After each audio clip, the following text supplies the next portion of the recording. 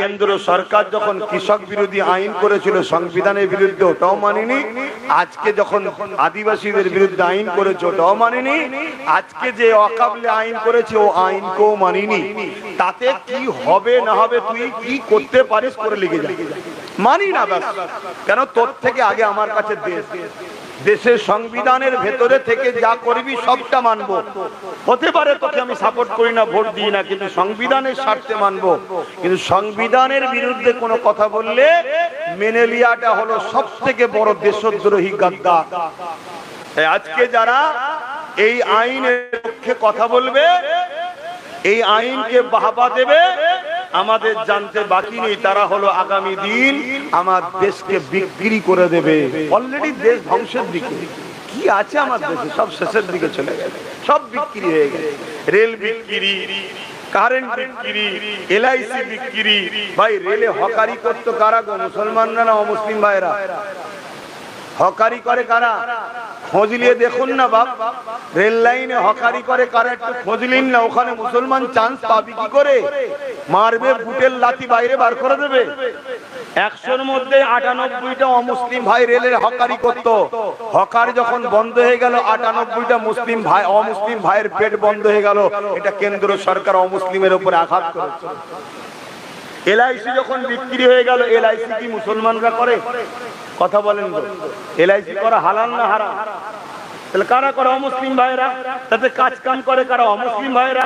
LIC যখন বন্ধ হয়ে গেল বা পাবলিকের হাতে তুলে দিল, 1,20,000 লোকের চাকরি চলে গেল, সবটাই অমুসলিম। তাহলে কেন্দ্র সরকার মুসলমানদের দুশ্মন আর অমুসলিমদের বন্ধু তো নাকি? হারে হারে বুঝতে পারছে। বলছে তারপরেও জিতছে কি করে? ভাই পয়সা থাকলে, আর মাফ করবেন, খারাপ নেবেন না, বুড়োরও বিয়ে হয়ে যায় আমাদের সমাজে, হয় না? হয় না? তাহলে পয়সা এভিএম টেভিএম সিএম পিএম সব হয়ে যায়। পয়সা আছে, অগাধ টাকা, অগাধ। ওই যে সব পালিয়েছিল না মুদিগুলো, সব চুরি করে সব আবার ব্যাংকে আসছে, সেই সব যে যা খুশি তাই করছে। তো যাক, আমি একটু বললাম, বেজার হলেন, কিন্তু দুঃখ বড়।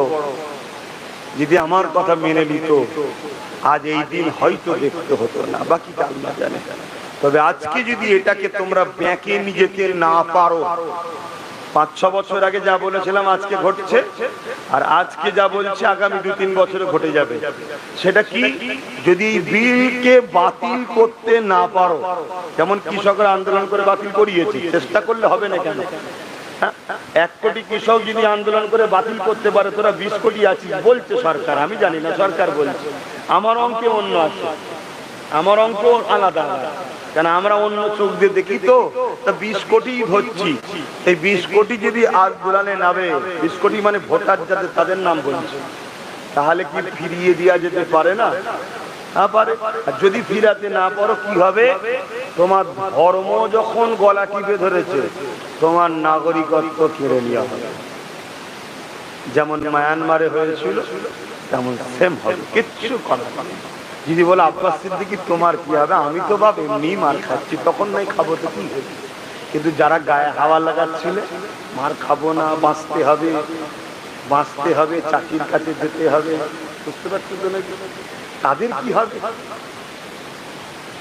যা অধিকার আলোচনা নয়, কারণ আমার ভাই বসে আছে কষ্ট করে, আমি ফিরে